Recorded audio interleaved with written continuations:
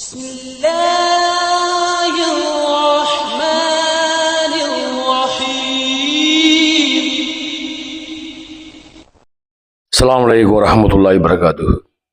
يا أيها الذين آمنوا اتقوا الله حق تقاته ولا تموتن إلا أنتم مسلمون. அன்புகினிய சகோதர சகோதரர்களே, கம்பம் மஸ்ஜித் தௌஹீத் அறக்கட்டளை சார்பாக தினம்தோறும் ஒவ்வொரு விதமான செய்திகளை நாம் பார்த்து வருகின்றோம். நாம் பின்பற்றி வாழக்கூடிய இந்த இஸ்லாமிய மார்க்கம் அல்லாஹ்வுடைய வேதமான திருமறை குர்ஆனில் மனித சமுதாயத்துக்கு நேரு வழியாக இறக்கப்பட்டுள்ளது.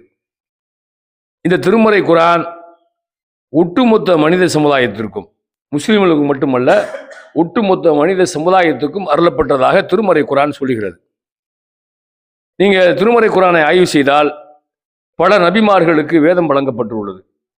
அந்தந்த சமுதாய மக்களுக்கு, குறிப்பாக பனு இஸ்ரவேலர்களுக்கு, கிறிஸ்தவர்களுக்கு, இப்படி ஒவ்வொரு சமுதாயத்துக்கும் அருளப்பட்ட வேதங்களை அல்லாஹ்வுடைய தூதர் நபிகள் நாயகம் ஸல்லல்லாஹு அலைஹி வஸல்லம் அவங்களுக்கு ஒட்டுமொத்த மனித சமுதாயத்துக்குமே திருமறை குர்ஆன் அருளப்பட்டிருக்குது. இப்போ மனித சமுதாயம் அனைவருமே இந்த திருக்குர்ஆனை பார்க்கணும், படிக்கணும், அதை பின்பற்றணும் என்பதுதான் அவருடைய நோக்கமாக இருக்குது. ஆனால் நம்ம சமுதாயத்தில் என்ன ஒரு நிலவு ஏற்படுது அப்படின்னு பார்த்தோம்னா, திருமறை குர்ஆனை முஸ்லீம்களே பார்க்கணும், முஸ்லீம் அல்லாத மக்கள் பார்க்கக்கூடாது, முஸ்லீம் அல்லாத மக்களுக்கு ஒளி இல்லை, ஒளி இருந்தால் தான் திருமறை குர்ஆனை தொட வேண்டுமெல்லாம் நம்முடைய மார்க்க அறிஞர்கள் சிலவர்கள் பத்துவா கொடுத்து வச்சிருக்கிறாங்க. அதனால முஸ்லீம் அல்லாத மக்களுக்கு திருமறை குர்ஆனை கொடுக்கக்கூடிய நிலைமையில இன்னைக்கு இல்லை. நீங்க பார்த்தீங்கன்னா உங்களுக்கு தெரியும், திருமறை குர்ஆனை முஸ்லீம் அல்லாதவங்க தொடக்கூடாது, முஸ்லீம்களே தொடரணும், அது முஸ்லீம்களுமே ஒளி இருந்தால் தான் தொடரணும், ஒளி இல்லாமல் தொடக்கூடாதுன்னெல்லாம் இன்னைக்கு சொல்லக்கூடிய காட்சியை நம்ம பார்க்குறோம். ஆனால் திருமறை குர்ஆன் அப்படி சொல்லப்பட்டிருக்குதா? அல்லாஹ்வுடைய தூதர் நபிகள் நாயகம் ஸல்லல்லாஹு அலைஹி வஸல்லம் அந்த மாதிரி சொல்லப்பட்டிருக்கான்னு பார்த்தா ஒரு இடத்துலையுமே இல்லை. நபிகள் நாயகம் ஸல்லல்லாஹு அலைஹி வஸல்லம் அவங்க வாழ்ந்த காலத்திலேயே மக்காவில் இருக்கும்போது பல இஸ்லாமிய அல்லாத மன்னர்களுக்கெல்லாம் என்ன செஞ்சிருக்காங்க, கடிதம் எழுதியிருக்காங்க. எதை குறிப்பிட்டு? திருமறை குர்ஆன் வசனத்தை குறிப்பிட்டு கடிதம் எழுதியிருக்கிறாங்க. குறிப்பாக எடுத்துட்டோம்னா, ஹெர்குலிஸ் மன்னருக்கு நபிகள் நாயகம் ஸல்லல்லாஹு அலைஹி வஸல்லம் அவங்க கடிதம் எழுதுறாங்க. என்ன எழுதுறாங்க கடிதம்னாக்க, முகமது ஆகிய நான் அல்லாஹ் அளவற்ற அருளாளரும் நிகரற்ற அன்புடனுமாகிய ஏக இறைவனின் திருப்பெயரால் முகமது ஆகிய நான், அல்லாஹ்வுடைய தூதராக இருக்கக்கூடிய நான், பைசானிய மன்னர்களுக்கு, ஹெர்குலிஸ் மன்னருக்கு எழுதக்கூடிய கடிதம். அந்த கடிதத்தை என்ன சொல்றாருன்னா, அளவற்ற அருளாளரும் நிகரற்ற அன்புடையனுமாகிய அல்லாஹ்வுக்கு எல்லா புகழும்.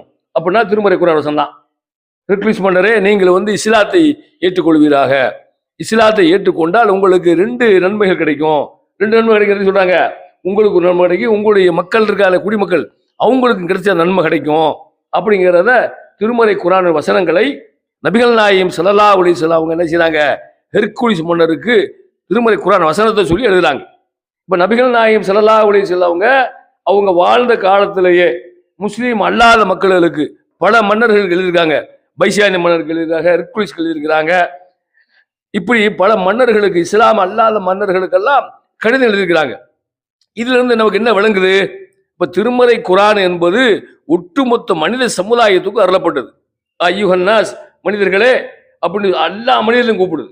திருமறை குர்ஆன் முஸ்லீம்களே என்று கூப்பிடல, மூமின்களே என்று கூப்பிடல, மனிதர்களே அப்படின்னு கூப்பிட என்ன ஒட்டுமொத்த மனிதர்களுமே அழைக்குது. அப்ப அந்த திருமறை குர்ஆன் முஸ்லீம்களே தொடரணும், முஸ்லீம் அல்லாத மக்கள் தொடக்கூடாது அப்படிங்கிறத ஒரு செய்தி இதுல இருக்கான்னா இல்ல. அப்ப என்ன காரணம்?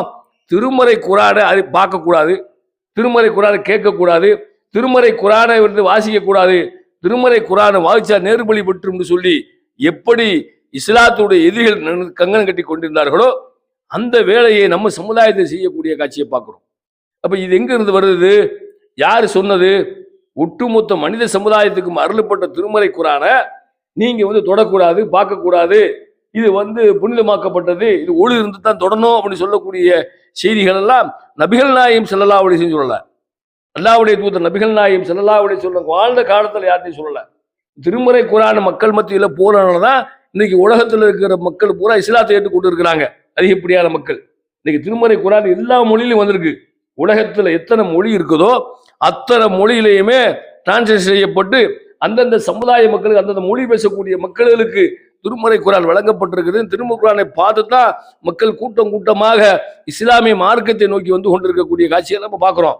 திருமறை குர்ஆன் தான் அல்லாஹ்வுடைய வேதம்.